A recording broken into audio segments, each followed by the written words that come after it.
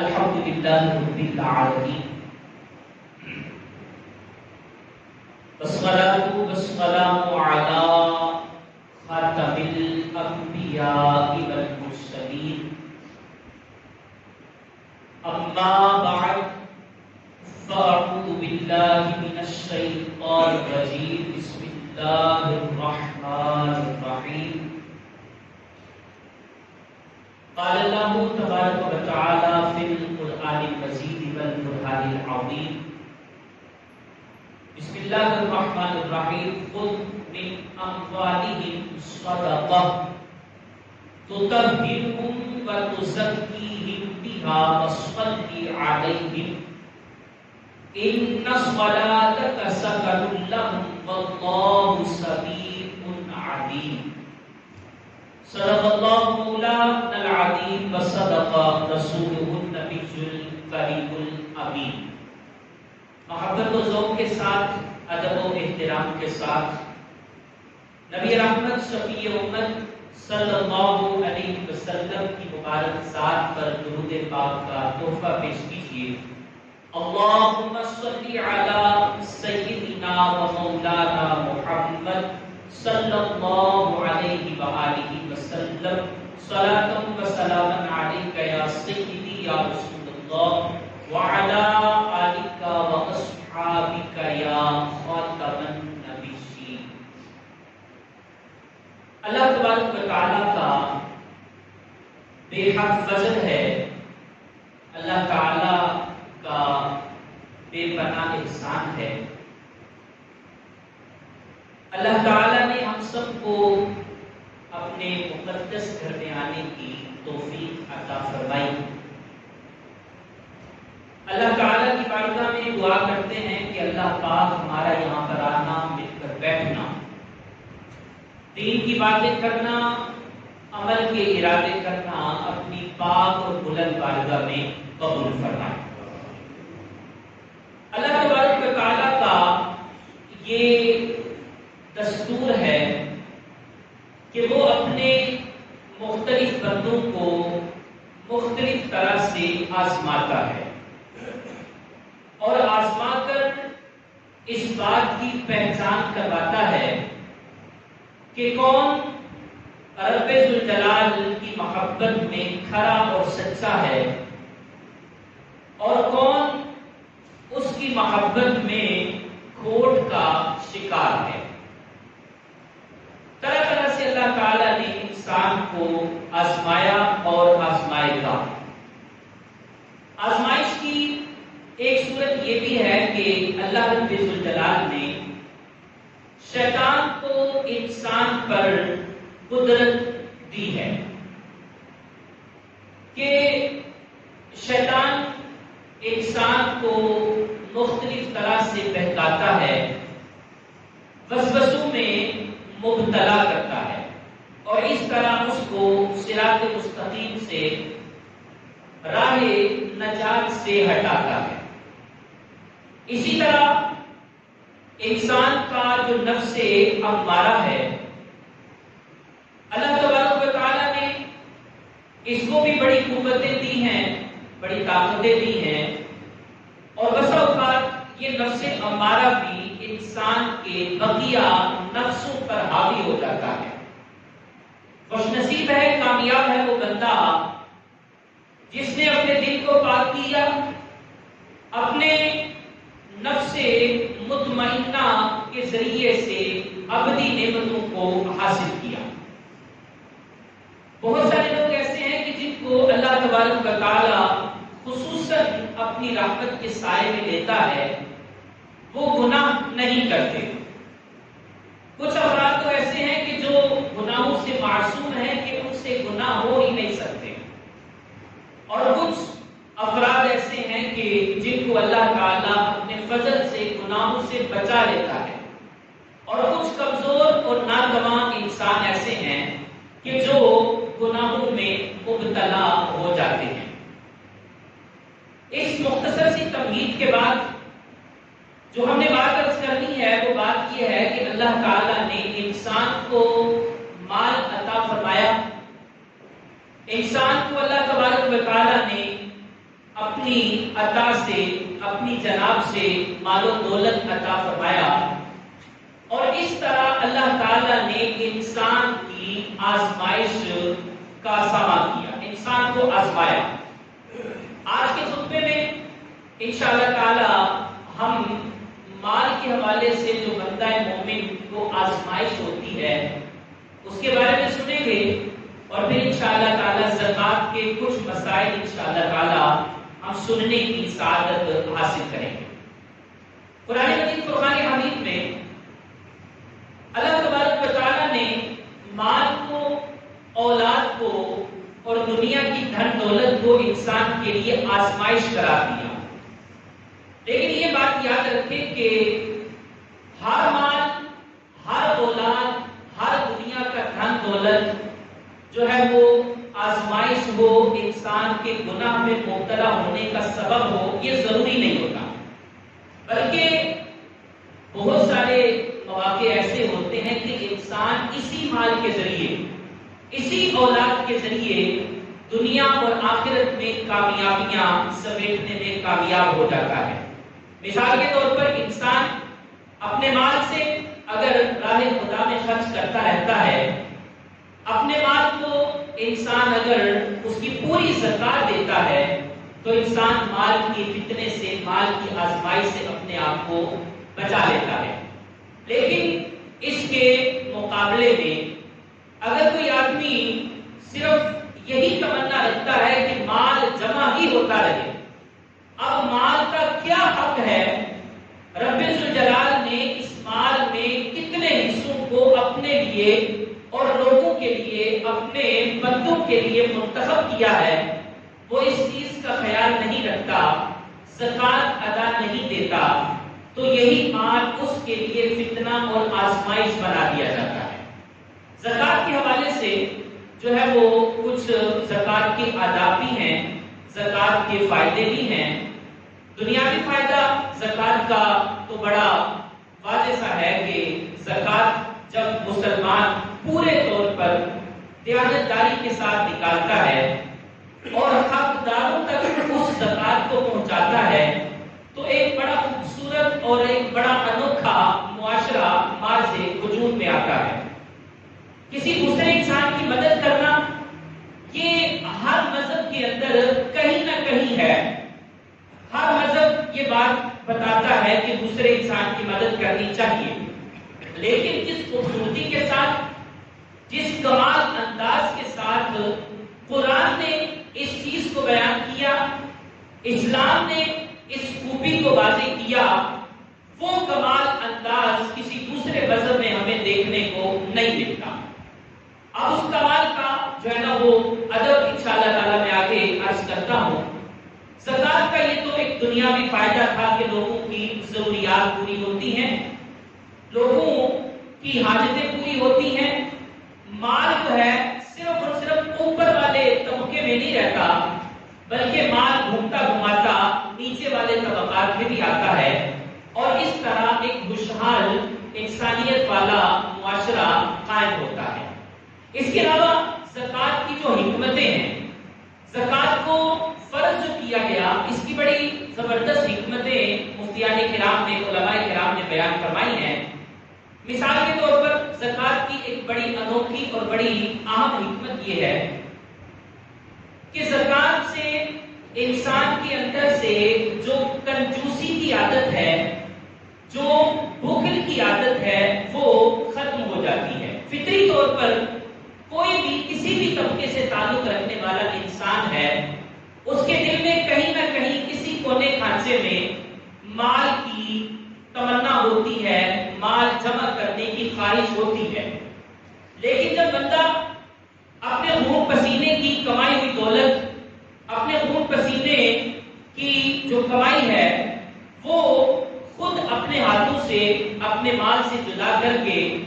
اپنے دوسرے مسلمان بھائیوں تک، فقراء تک، حاجت مندوں تک پہنچاتا ہے، تو اس کے دل سے یہ جو کنجوسی والی چیز ہے، اس کے دل سے یہ جو بخل والی چیز ہے، یہ نکل جاتی ہے، اور اس طرح انسان سخاوت کا دامن پکڑنے میں کامیاب ہو جاتا ہے۔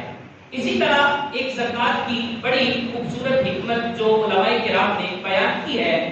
کہ زکوٰۃ یہ اللہ تبارک و تعالیٰ کی نعمت کا ایک شکر کا ذریعہ بھی ہے کہ اللہ تعالیٰ نے انسان کو مال دیا، وافر مقدار میں دیا. اب انسان جیسے اس مال کی زکوٰۃ ادا کرتا ہے تو بندے کے اندر ایک شکر کے جذبات پیدا ہوتے ہیں. تو زکوٰۃ کو فرض کرنے میں علماء نے، مفسرین نے جو حکمت بیان کی ہے وہ حکمت یہ بھی بیان کی ہے کہ بندہ زکوٰۃ کے ذریعے سے نعمتوں کا شکرانہ ادا کرنے میں کامیاب ہو جاتا ہے. اور یہ بات یاد رکھیں، قرآن مجید فرقان حمید میں اللہ تبارک و تعالیٰ نے اس چیز کو بیان فرمایا ہے، لَإِن شَكَرْتُمْ لَأَزِيدَنَّكُمْ، اگر تم میرا شکر ادا کرو گے تو میں تمہیں اور زیادہ عطا فرماؤں گا. اور دیکھا بھی کیا ہے کہ جو مسلمان اپنے مال کی زکوٰۃ ادا کرتے ہیں تو ان کا مال جو ہے وہ اللہ کی رحمت سے بڑھتا ہی جاتا ہے.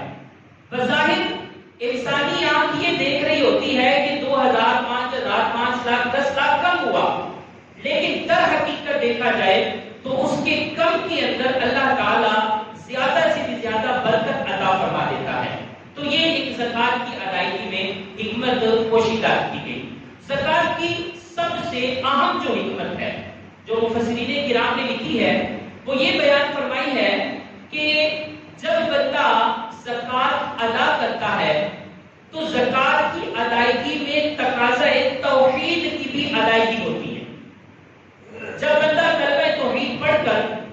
اللہ تبارک و تعالیٰ کے ایک ہونے کی گواہی دے دیتا ہے اور اس بات کی گواہی دیتا ہے کہ صرف خالق و مالک ہی محبت کے لائق ہے، صرف وہی معبود برحق ہے، معبود حقیقی ہے، تو اب بندہ اس کی محبت میں کسی اور کو شریک نہیں ٹھہراتا. اب ظاہر سی بات ہے جو بندہ مال سے محبت کرنے والا ہوگا وہ تو ڈیفینیٹلی توحید کے اندر شراکت کا قائل ہو گیا.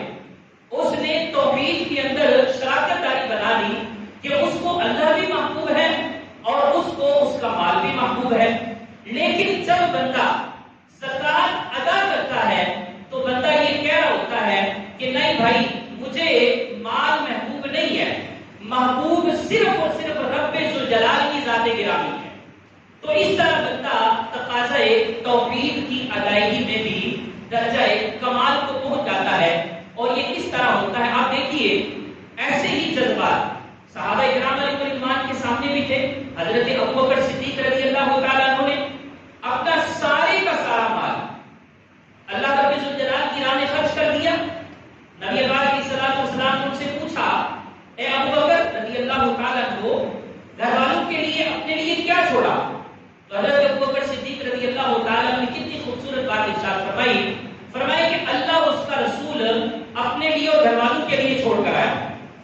اللہ اور اس کا رسول ابوبکر صدیق اور اس کے گھر والوں کے لیے کافی. حضرت عمر فاروق اعظم رضی اللہ تعالیٰ عنہ کی سیرت کو دیکھیں تو انہوں نے بھی اس چیز کا بڑے واضح انداز میں اظہار کیا، اپنا آدھا مال جو ہے یہ راہ خدا میں صرف کر دیا، راہ خدا میں دے دیا. اور اس طرح تقاضۂ توحید کی ادائیگی میں یہ پاکیزہ ہستیاں درجہ کمال کو پہنچ گئی. تو یہ باتیں سیکھنے اور سمجھنے کی ہیں کہ جو زکوٰۃ کی ادائیگی ہے اس سے بندہ تقاضۂ توحید کی ادائیگی کر رہا ہوتا ہے. اب بسا اوقات ایسے ہوتا ہے کہ بندے کو محسوس نہیں ہوتا، لیکن در حقیقت وجہ یہی ہوتی ہے.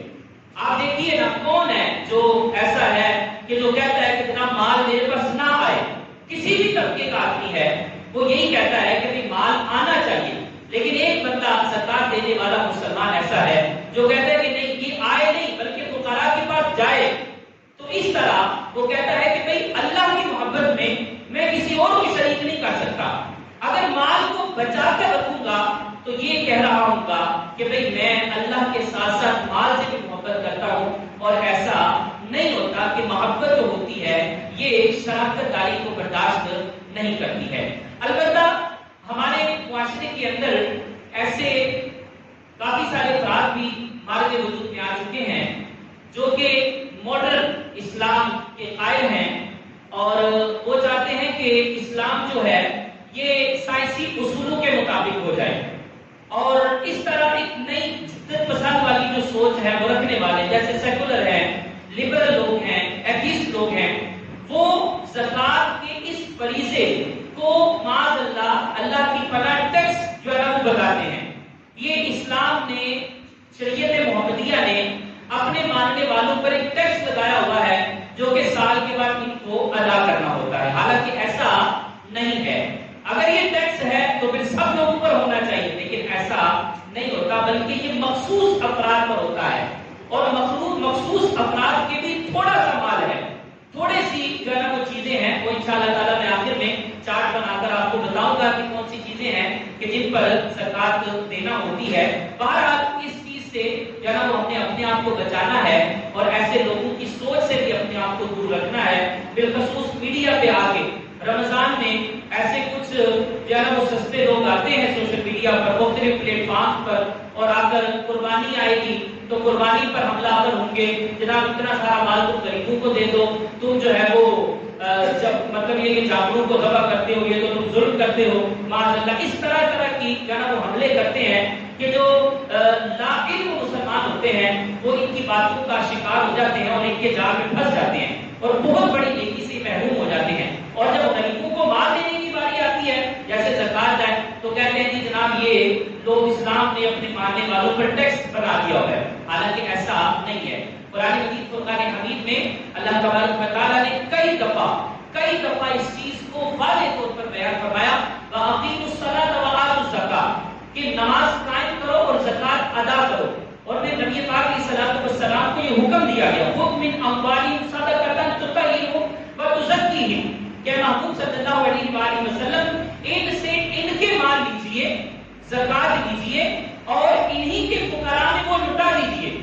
اور اس کا مقصد بھی بیان فرمایا، اس کا مقصد یہ ہے کہ ان کے دل پاکیزہ ہوں گے اور ان کا تزکیہ نفس ہوگا۔ تو زکات کی ایک حکمت ہمیں یہ بھی پتہ چلی کہ اس سے انسان کا تزکیہ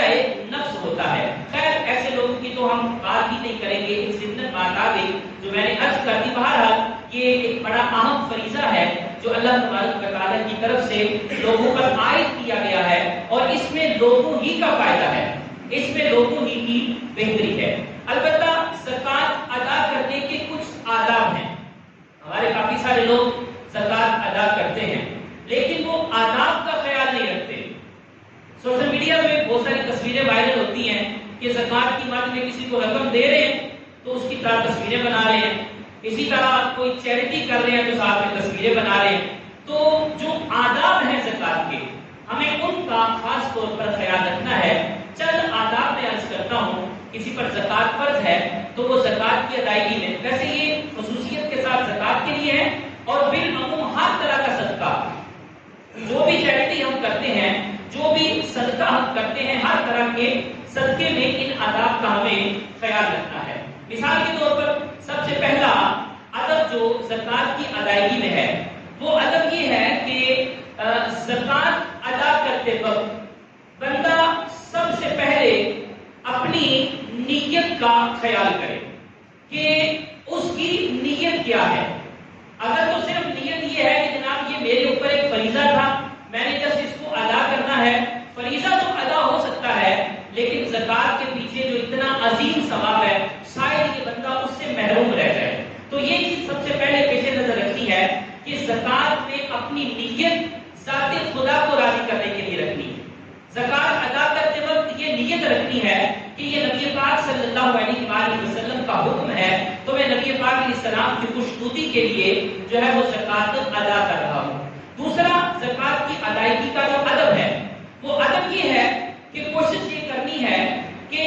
زکات خوش دلی کے ساتھ دینی ہے۔ زکات ادا کرتے وقت رغبت کا بھی اظہار ہونا چاہیے۔ بندہ یہ زبان پر کلمات شکر لا رہا ہو کہ یا اللہ تیرا شکر ہے کہ تو نے مجھے اس قابل کیا کہ میں تیرے دیے ہوئے مال میں سے تیرے فریضے کی ادائیگی کے طور پر پیش کر رہا ہوں۔ تو یہ چیز اپنے پیش نظر رکھنی ہے۔ اب یہ بھی ہو سکتا ہے رغبت کا یہ بھی طریقہ کار ہے کہ پتہ ہے کہ مجھ پر زکات فرض ہے، اب مکمل ڈیوریشن ہونے سے پہلے ہی، مکمل وقت ہونے سے پہلے ہی بندہ زکات کی ادائیگی کر دے، بندہ عادت مندوں تک زکات پہنچا دے تاکہ وہ بھی دوسری کی خوشیوں میں ہمارے ساتھ شریک ہو سکیں۔ اسی طرح جو ہے وہ زکوٰۃ کے آداب کے حوالے سے ایک ادب ہم نے یہ بھی اپنے پیش نظر رکھنا ہے کہ اگر جو ہے وہ دل کے اندر ریاکاری کا خوف آنے کا خطرہ ہے، ریاکاری آ جانے کا اندیشہ ہے، تو کوشش یہ کریں کہ زکوٰۃ پوشیدہ طور پر دیں۔ اور اگر پتہ ہے بندے کو کہ میرے صدقہ دینے سے دوسروں کو بھی ترغیب ملے گی، کوئی پیشوا ہے ایسا، کوئی لیڈر ہے جس کو پتہ ہے کہ میں زکوٰۃ دوں گا، میں صدقہ و خیرات کروں گا، اس کو دیکھ کر لوگ بھی صدقہ و خیرات کریں گے، تو اب اس کے لیے بہتر یہ ہے کہ یہ سامنے لوگوں کے صدقہ و خیرات دے، لیکن دل کے اوپر پھر بھی توجہ رکھنی ہے کہ زکوٰۃ دیتے وقت کہیں دل کے اندر ریاکاری نہ آنے پائے، ریاکاری نہ آئے۔ اچھا، زکوٰۃ کی ادائیگی کرتے وقت ایک ادب یہ بھی ہے کہ جو ہے وہ بندہ زکوٰۃ ادا کرتے وقت، یہ بڑی پوائنٹ کی بات ہے، توجہ کے ساتھ تمام دوست سنیے گا، زکوٰۃ ادا کرتے وقت بندہ اپنے آپ کو چھوٹا سمجھے کہ رب ذوالجلال بڑی ذات ہے جس نے مجھے مال عطا کیا ہے، اب میں اس کا چھوٹا سا ادنا سا حقیر سا بندہ ہوں کہ میں اس کے دیے ہوئے مال میں سے اس کی راہ میں خرچ کر رہا ہوں، اس کی راہ میں صرف کر رہا ہوں۔ تو یہ زکوٰۃ کی ادائیگی کے وقت بندے کو خیال رکھنا ہے۔ اسی طرح جو ہے نا وہ زکوٰۃ کی آداب میں ایک ادب یہ بھی ہے کہ کوشش یہ کریں کہ زکوٰۃ جو پسندیدہ مال ہے اس کے ذریعے سے دی جائے۔ زکوٰۃ مال کے ذریعے دینی ہے، مثال کے طور پر ایک بندے کی کپڑے کی دکان ہے، اب وہ چاہتا ہے کہ میں اپنی مال جو ہے نا وہ زکوٰۃ کپڑے کے طور پر دے دوں، ان میں سے کپڑے منتخب کروں اور وہ زکوٰۃ کے طور پر دے دوں۔ اگر زکوٰۃ کی شرائط پوری ہو رہی ہے تو اس کی زکوٰۃ ادا ہو جائے گی، لیکن توجہ اس کو اس بات پر رکھنی ہے کہ کیا یہ کپڑا اس کی سب سے پسندیدہ چیز ہے؟ اگر تو پسندیدہ چیز ہے پھر تو بہت ہو، پھر تو اسی کو وہ زکوٰۃ کے طور پر دے، لیکن اگر اس سے بھی زیادہ کوئی پسندیدہ چیز ہے تو بندہ کوشش یہ کرے کہ اس کو زکوٰۃ کے طور پر ادا کرے، کیونکہ قرآن مجید فرقان حمید میں چوتھے پارے کے شروع میں اللہ تعالیٰ ارشاد فرماتا ہے لن تنالوا البر حتى تنفقوا مما تحبون، کہ تم اپنے خرچ کیے ہوئے مال میں سے کسی ذریعے سے بھی نیکی تک، بھلائی کے کمال تک نہیں پہنچ سکتے، ہاں اس وقت پہنچو گے جب تم اپنا سب سے پسندیدہ مال جو ہے یہ راہ خدا میں خرچ کرو۔ تو کوشش یہ کرنی ہے جب زکوٰۃ ادا کرنی ہے تو اس میں جتنا زیادہ دل کو پسندیدہ مال ہے اس کے ذریعے زکوٰۃ کی ادائیگی کی جائے تو یہ زیادہ فائدے والی بات ہوگی۔ اسی طرح زکوٰۃ کا ایک بڑا اہم ادب وہ یہ ہے کہ کوشش یہ کریں کہ جب زکوٰۃ دینے لگے تو ہر ایرے گہرے کو نہ دیں، جو بھی دروازے پہ آ گیا، آپ بساؤ کا پیشہ ور بھکاریوں کی بھی ایک بہت بڑی تعداد ہوتی ہے، دروازے پہ خواتین آ جاتی ہیں، بساؤ کا یہ خود مالک نصاب ہوتے ہیں، خود صاحب حیثیت ہوتے ہیں، لیکن چونکہ ایک لت لگ گئی ہوتی ہے مانگنے کی تو لوگ ان کو بھی اپنی زکوٰۃ جو ہے وہ دے دیتے ہیں۔ یہ بات یاد رکھیں، زکوٰۃ جو ہے یہ قرآن مجید فرقان حمید نے مخصوص لوگوں کو دینے کا حکم ارشاد فرمایا۔ 12-10 سورہ توبہ آیت نمبر 60 کے اندر اللہ تعالیٰ نے ان 8 لوگوں کو بیان فرمایا، وہ انشاءاللہ تعالیٰ میں آگے جب مسائل زکوٰۃ بیان کرتا ہوں تو میں عرض کروں گا کہ اللہ تعالیٰ نے باقاعدہ لوگوں کو مینشن فرمایا، لوگوں کو ظاہر کیا ہے کہ ان لوگوں کو تم نے زکوٰۃ دینی ہے۔ تو یہ بات پتہ چلی کہ ہر سڑک پہ گھومنے والا آدمی زکوٰۃ کا حقدار ہو ایسا ضروری نہیں ہے۔ تو زکوٰۃ کی ادائیگی کے وقت ایسے افراد تلاش کرنے ہیں کہ جن کو زکوٰۃ دینے کا آپ کو زیادہ فائدہ ہو۔ مثال کے طور پر آپ کے رشتہ داروں میں کافی سارے لوگ ایسے ہیں جو حاجت مند ہیں، اب افضل یہ ہے کہ پہلے اپنے رشتہ داروں تک پہنچا جائے کہ ان کو زکوٰۃ دی جائے کہ ان کو زکوٰۃ دینے کا ڈبل ثواب ملے گا۔ ایک تو یہ ہے کہ بندے نے رشتہ داری کا پاس رکھا، صلہ رحمی کی، اور دوسری یہ ہے کہ بندے کا فریضہ بھی ادا ہو گیا۔ تو ایسے لوگوں کو تلاش کرنا ہے اور تلاش کر کے ان کو اپنی زکوٰۃ ان کے سپرد کرنی ہے، ہر دوسرے بندے کو زکوٰۃ کی ادائیگی نہیں کرنی ہے۔ یہ زکوٰۃ کا ایک بہت اہم جو ہے نا وہ ادب ہے۔ اور بھی علماء کرام نے زکوٰۃ کے کافی سارے آداب بیان کیے ہیں۔